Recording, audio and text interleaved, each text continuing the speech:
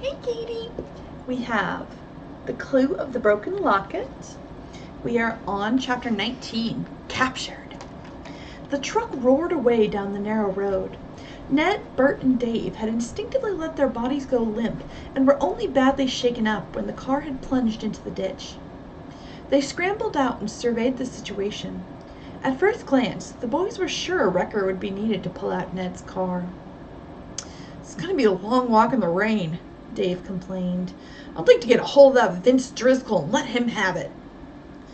"I would too, but right now we're stuck," said Ned. "Let's try to get this bus out of here. First, I'll see if it still runs." To his relief, the engine started at once. Ned climbed out, and together the three athletes tried to shove the car onto the road. They found it was impossible to move it up the steep side of the ditch, but in the glare of the headlights, Ned saw that the ditch grew shallower a short distance ahead. Together, the boys pushed the car through the mud and weeds until they reached this spot.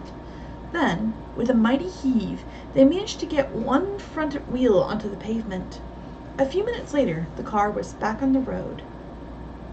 The boys grunted in satisfaction. Bert remarked, "I never thought we'd do it. Well, let's get those pirates." "I don't think there's much of a chance of that now," Ned said. "I'll stop back at the service station and phone the Baltimore police." When Ned pulled in, the attendant looked at the boys in surprise, then at the mud-covered car. "We were forced off the road," Ned explained. "I'd like to use your phone again." "Help yourself." When Ned talked to a sergeant on duty, the officer surprised him with some good news. "The state police nabbed those men in the truck. They're being held at Sayreville." "That's great," Ned said. "Have they confessed?" "They won't say a word, but we've got that load of records."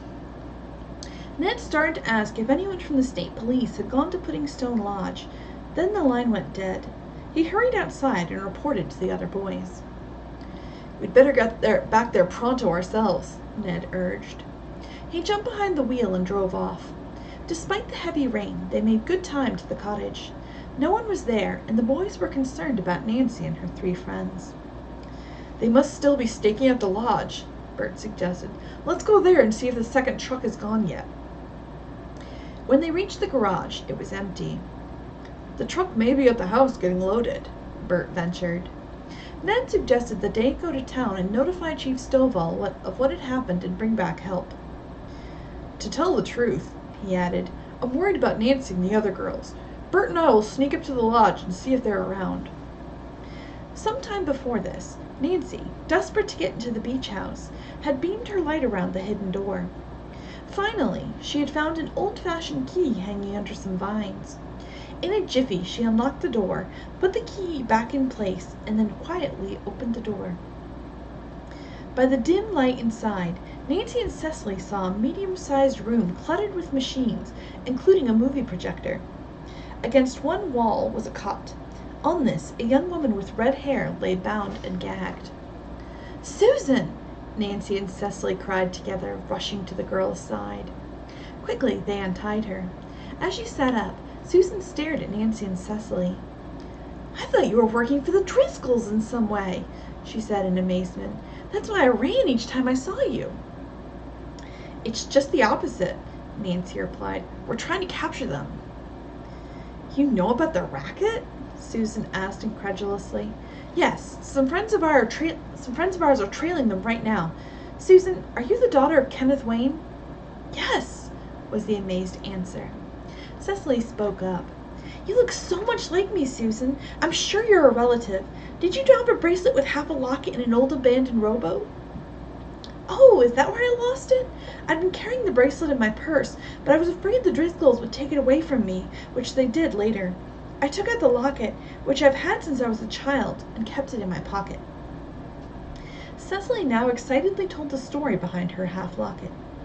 "I put yours and mine together, and they're a perfect fit," she concluded. "That's another reason I think we're related." Susan cried out, "Oh, I'm so happy to have a cousin like you! If we can only find your share of our family treasure!" The girls begged Susan to continue her own story. "The second time I escaped from the Driscolls, I got as far as that old boat and thought maybe I could get away in it. The locket must have dropped out then. but that awful man, Vince Driscoll, and somebody they called Jake grabbed me and locked me up again." "You poor girl," Cecily said sympathetically. "But why are the Driscolls holding you prisoner?" "It's a long story, but I'll try to explain." "I think we're safe for a while," Nancy declared, "and we're dying to hear your story." Susan explained that she had been married 4 years earlier. Her name was now Talbot. "Puddingstone Lodge belongs to my family. No one is left but me and my 2 brothers, and they're in the Navy." Nancy nodded, telling of their inquiries in Baltimore. "You had a special reason for coming here, didn't you?" Nancy asked gently. Susan burst into tears. "Yes, the twins!" Nancy's heart leaped. "Susan, am I right? Are you the mother of those adorable twins?" "Yes, I am, and I won't leave here without them." Cecily stared at her cousin in utter amazement. "But why do the Driscolls have them and claim the children as theirs?" "It's complicated, but I'll tell you as quickly as I can," said Susan.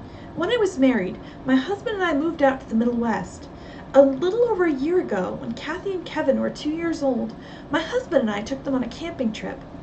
One night, when the children were asleep in the tent, and my husband and I were sitting a little distance away near the road, a crazy driver came careening along, lost control of the car, and ran right into Steve and me." "How horrible," Nancy murmured. Susan went on to say from then on, the whole thing had been a nightmare. "I guess the driver was afraid the accident would be traced to him. Someone found us and took us to the hospital.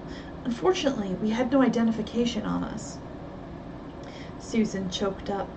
"My darling husband died. I was unconscious a long time and did not regain my memory or health for nearly a year. Then I asked for my children. No one knew anything about them.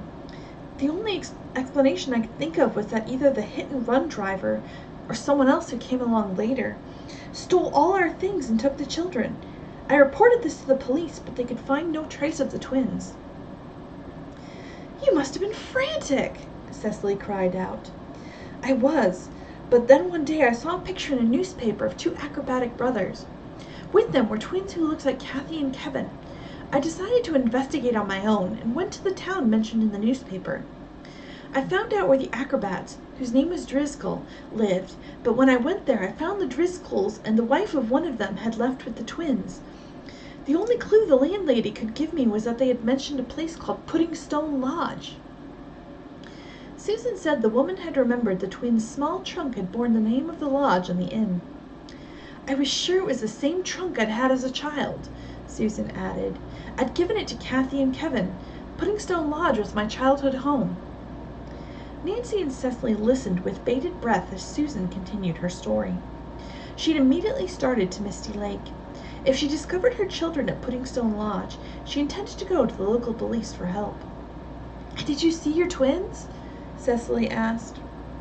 Susan nodded sadly.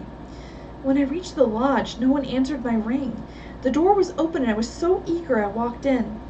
As I stood in the hall, I heard loud arguments coming from the living room. It all concerned the cutting of illegal records. Suddenly I caught sight of Kathy and Kevin at the top of the stairs. I started up, but Vince Driscoll discovered me. Evidently he was afraid I would go to the police about what I had heard, and he and his brother Carl tied me up and kept me gagged most of the time. Once I was able to scream, but it didn't help. Another time, when my hands were free, I tossed back a stone someone pitched through the window." "But Eddie at the soda shop said you ordered a record," Nancy said. "When and why did you do that?" Susan explained that when she had first arrived in Misty Lake, she had gone into the soda shop to inquire if anyone was living at the lodge. Eddie had been playing Nico's record, and she had ordered one to give him a little business. "Everything's becoming clearer now," Nancy remarked. "But I wonder how the Driscolls got hold of your children. They certainly don't act as if they did it for love." "That should be cleared up when the police arrest the Driscolls," Cecily suggested. Nancy started. "We'd better go rescue the children," she urged. "I was so interested in Susan's story that I forgot Carl and Raskin are coming back for her." Hoping to avoid the men, the 3 girls hurried up the passageway from the beach house to the cellar of the lodge. Fortunately, the chest was still pushed aside, and they opened the door easily. The girls made their way through the cellar and up the stairway to the kitchen. Hearing voices in the front hall, they tiptoed through the darkness, and Susan pushed open the swinging door that led to the hall. Mrs. Driscoll was there with the twins. All three were dressed, ready to leave the house. Susan rushed forward impulsively and cried out, "They're my babies! You can't take them away!" At that very moment, Carl Driscoll opened the front door. He darted forward and grabbed Susan in an iron grip. Nancy and Cecily, who had waited in the kitchen, were about to rush forward and help the girl when the back door opened. The next thing they knew, powerful arms engulfed them. "You snooping busybodies!" Raskin's voice snarled in Nancy's ear. "This is the last time you're gonna get in our way!" The young sleuth struggled hard, but she was no match for the muscular man. Cecily had already been overpowered by a heavy 6-foot stranger. "We'll tie 'em good this time so they stay put," Raskin ordered. "Get busy, Jake." Apparently prepared for such emergencies, the two men pulled heavy cords from their pockets and tightly bound the girls. Carl Driscoll dragged in Susan, who was also tied up, and the three girls were forced roughly down the cellar stairs, through the passage, and into the beach house. Raskin locked the cellar door from the inside and pocketed the key. Jake swung open the exit to the beach. As the heavy door closed behind the men and was locked from the outside, Carl rasped, "You girls will never see daylight again." "Uh-oh, sounds like trouble."